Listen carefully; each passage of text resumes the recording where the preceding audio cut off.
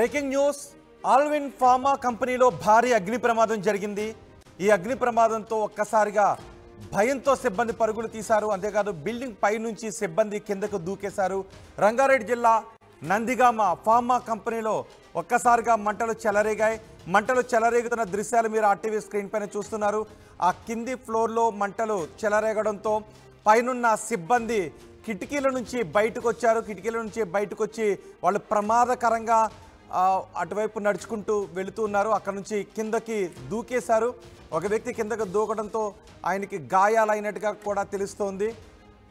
ఆ కిటికీల నుంచి బయటకు వచ్చి అక్కడ నుంచి మెల్లగా ఆ ప్రమాదం నుంచి బయటపడటానికి వాళ్ళు చేస్తున్న ప్రయత్నాలు ఆర్టీవీ స్క్రీన్ పైన చూడొచ్చు। ఆల్విన్ ఫార్మా కంపెనీలో భారీ అగ్ని ప్రమాదం సంభవించింది।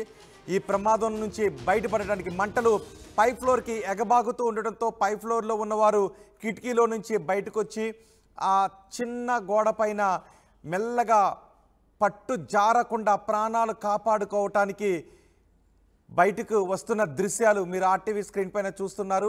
కిందకి దిగుతూ ఒక వ్యక్తి ఒక ఉద్యోగి జారి పడిపోయాడు। కాలు స్లిప్ కావడంతో పైనుంచి ఉద్యోగి పడిపోయాడు। కింద పడిన ఉద్యోగికి తీవ్ర గాయాలయ్యాయి। మంటలను అదుపులోకి తీసుకొచ్చారు అగ్నిమాపక సిబ్బంది। అగ్ని ప్రమాద సమయంలో కంపెనీలో 300 మంది కార్మికులు ఉన్నట్టుగా తెలుస్తోంది। ప్రమాదాన్ని పసిగట్టి చాకచక్యంగా వ్యవహరించాడు ఒక బాలుడు।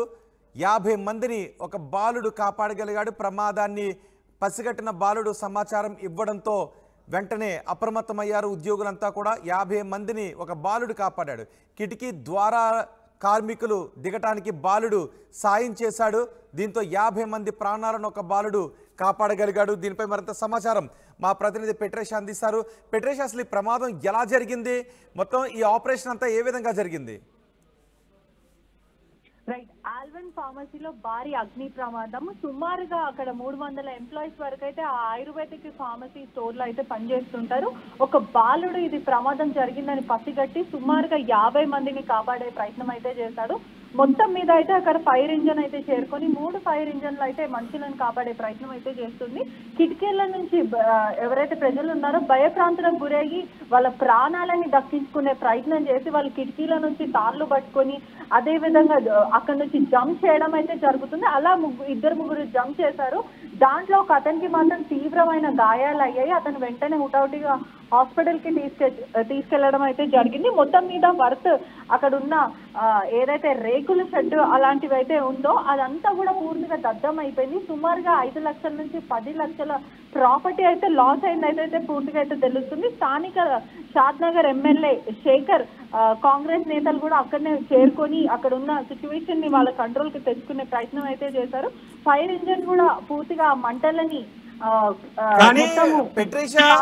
అక్కడ అగ్ని ప్రమాదం సంభవించినప్పుడు ఎస్కేప్ కావటానికి కావాల్సిన మెకానిజం అక్కడ లేదా? బయట నుంచి వేరే స్టెప్స్ లేవా? వాళ్ళంతా కిటికీలో నుంచి అంటే ఒకవైపు నుంచి మంటలు వస్తూ ఉన్నాయి, ఆ పై ఫ్లోర్లో ఉన్న వాళ్ళు కిటికీలో నుంచి ప్రమాదకరంగా బయటపడాల్సిన పరిస్థితి ఎందుకు వచ్చింది? అంటే ఫైర్ సేఫ్టీ మెజర్స్ ఆ ఫార్మా కంపెనీలో లేవా?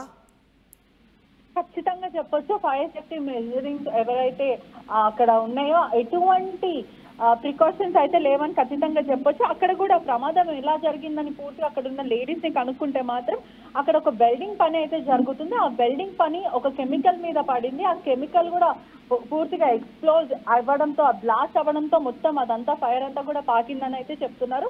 ఒకవేళ ఫైర్ సేఫ్టీ వాళ్ళు ప్రికాషన్స్ తీసుకుంటుంటే చాలా మంది అక్కడ నుంచి ఈజీగా తప్పించుకునే ప్రయత్నం అయితే చేయొచ్చు। కానీ ఎటువంటి సేఫ్టీ ప్రికాషన్స్ అయితే కూడా అక్కడ ఏమీ లేవని కూడా పూర్తిగా తెలుస్తుంది। స్థానిక ఎమ్మెల్యే ఇంకా మరి డీసీపీ అదే విధంగా ఫైర్ ఇంజన్స్ కూడా అక్కడ ఉన్న వాళ్ళని లోపల స్టక్ అయిన వాళ్ళని బయటికి తీసే ప్రయత్నం అయితే పూర్తిగా చేస్తున్నారని కూడా తెలుస్తుంది। కానీ ఆ చిన్నబాబు ఎవరైతే పసిగట్టాడో ఆ ఫైర్ ఇంజన్ అతని హ్యాండ్స్ ఆఫ్ చెప్పొచ్చు, ఎందుకంటే సుమారుగా 50 మెంబర్స్ ప్రాణాలు అతను కాపాడారని పూర్తిగా అయితే తెలుస్తుంది। రైట్, మొత్తానికి అందరూ కూడా సేఫ్ గా బయటకు వచ్చినట్టేనా? ఇప్పుడు మంటలు పూర్తిగా అదుపులోకి వచ్చినట్టేనా? ఇంకా పూర్తిగా చెప్పాలంటే మొత్తం మీద అయితే ఆ మంటలు అదుపులోకి రాలేవు। ఇంకా 1-2 అవర్స్ పట్టే అవకాశాలు ఉన్నాయని అయితే మనకి సమాచారం అందుతుంది। లోపడున్న వాళ్ళని అయితే బయటికి అయితే తెచ్చారు, మంటలను అదుపులు చేసే ప్రయత్నం అయితే చేస్తున్నారని కూడా తెలుస్తుంది। రైట్ పెట్రేషా, ఆల్విన్ ఫార్మా కంపెనీలో భారీ అగ్ని ప్రమాదం జరిగింది। అగ్ని ప్రమాదం సంభవిస్తూ ఉన్నప్పుడు లోపల ఉన్న ఉద్యోగులు మొత్తం 300 మంది ఉద్యోగులు లోపల ఉన్నట్టుగా తెలుస్తోంది। పై ఫ్లోర్లో ఉన్నవాళ్ళు భయంతో ప్రాణాలు కాపాడుకోవడానికి కిటికీలో నుంచి బయటకు వచ్చే ప్రయత్నం చేశారు. ఆ ప్రయత్నంలో మీరు పైన చూస్తున్న వ్యక్తి, రెడ్ సర్కిల్లో ఉన్న వ్యక్తి కాలు జారి కింద పడిపోయాడు. తనకు గాయాలు కావడంతో ఆసుపత్రికి తరలించారు. అంతేకాదు సుమారు 50 మందిని ఒక బాలుడు కాపాడాడు. ఆ రెస్క్యూ ఆపరేషన్లో ఒక బాలుడు కూడా పాల్గొన్నాడు. ఆ బాలుని సమయస్ఫూర్తితో 50 మంది ప్రాణాలు కాపాడుకోగలిగారు.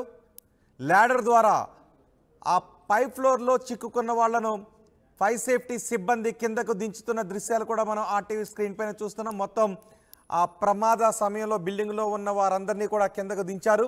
నిజానికి ఇలా అగ్ని ప్రమాదాలు సంభవించడానికి అవకాశం ఉంటాయని భావించే ఫైర్ సేఫ్టీ మెజర్స్ని ఖచ్చితంగా అందరూ కూడా పాటించాలి. ఒకవైపు నుంచి అగ్ని ప్రమాదం సంభవిస్తూ ఉన్నప్పుడు మరోవైపు నుంచి మెట్ల మార్గం గుండా వాళ్ళు ఎస్కేప్ కావడానికి ఆ భవన నిర్మాణాన్ని చేపట్టి ఉండాలి. కానీ పై ఫ్లోర్లో నుంచి వాళ్ళు తప్పించుకోవటానికి కిటికీల గుండా బయటకు వచ్చి ప్రమాద భరితంగా వాళ్ళు అక్కడి నుంచి ఎస్కేప్ అయ్యే ప్రయత్నం చేస్తున్నారు అంటే ఆ బిల్డింగ్కి ఎటువంటి ఫైర్ సేఫ్టీ మెజర్స్ ఖచ్చితంగా లేవనే అనుకోవాలి. అందుకే అంత ప్రమాదకరంగా వాళ్ళు బయటికి పడటానికి ప్రయత్నం చేశారు.